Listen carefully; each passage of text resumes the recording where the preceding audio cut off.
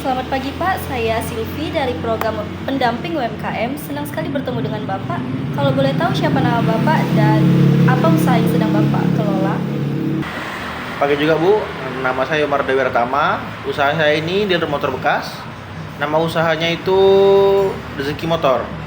Usaha ini sudah berjalan cukup lama ya, sudah sejak tahun 2006. Wah, luar biasa ya. Kurang lebih sudah 18 tahun ya Pak.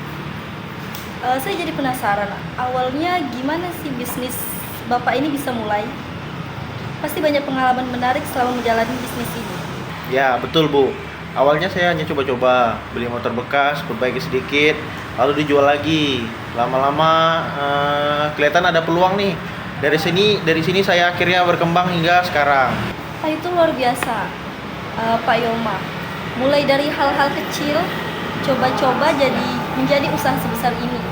Saya bisa bayangkan tantangan-tantangan yang Bapak hadapi dalam menjalani usaha tetap berjalan dan terus berkembang. Kalau boleh tahu, saat ini Bapak punya berapa orang karyawan yang membantu? Nah, sekarang masih 2 orang, termasuk saya. Saya dan istri saya sebenarnya berencana untuk menambah karyawan lagi. Apalagi kalau mau meningkatkan pemasaran. Itu ide yang bagus, Pak. Apalagi untuk usaha seperti ini, tambahan tenaga bisa membantu Bapak agar bisa jadi lebih fokus dalam mengembangkan usaha. Boleh saya tahu sejauh ini pemasaran Bapak dilakukan dengan cara apa saja? Saat ini masih pakai cara sederhana ya Bu. Saya biasanya pasang spanduk di depan toko, sesekali ikut acara otomotif dan bekerjasama dengan marketing freelance.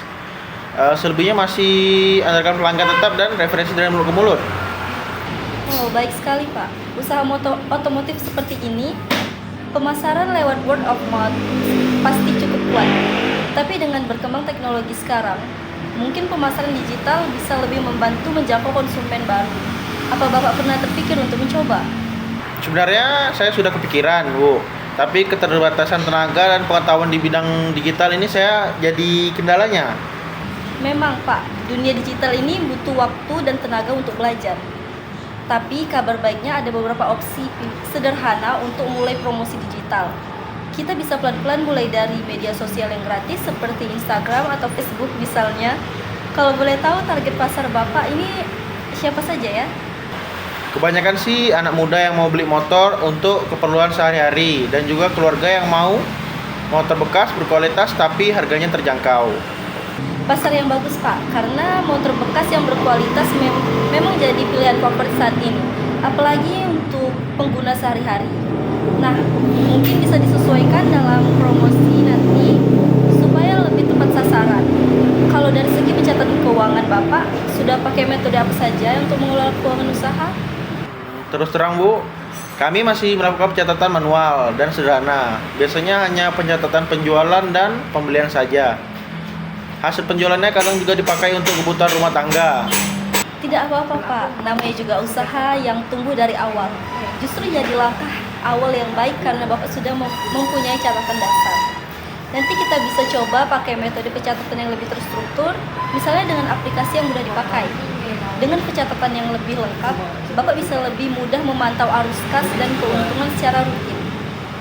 Betul juga Bu, kadang memang susah memisahkan antara hasil usaha dan kebutuhan rumah tangga. Saya memang ingin mulai disiplin untuk mencatat semua secara terpisah. Nah, bagus Pak. Itu memang langkah penting dalam manajemen keuangan usaha. Dengan pencatatan yang terpisah, Bapak bisa melihat perkembangan usaha lebih jelas. Dan kalau ada keperluan pribadi, bisa diambil dari alokasi gaji untuk Bapak sendiri.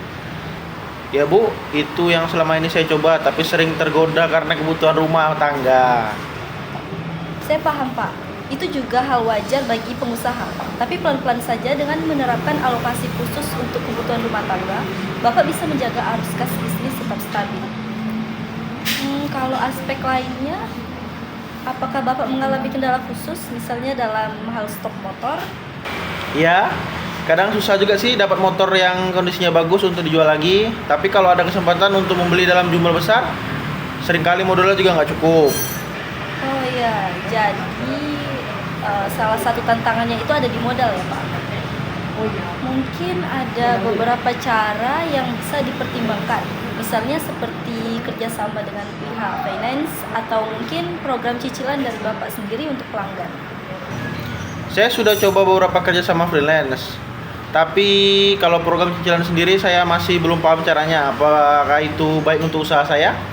Ya, program cicilan bisa baik, Pak, terutama untuk meningkatkan daya beli pelanggan. Tetapi memang perlu dipelajari lebih dulu risikonya. Kita bisa bahas lebih lanjut mengenai ini di pertemuan berikutnya ya Pak, agar saya bisa bawa informasi lebih lengkapnya. Oh baik Bu, saya tunggu pembahasannya. Oke Pak, nanti kita bisa coba analisa misalnya tentang margin kotor dan bersih yang sudah Bapak capai. Tadi Bapak sebutkan omset bulanan itu sekitar 50 juta dengan 5 unit terjual dan margin kotornya 40% ya Pak.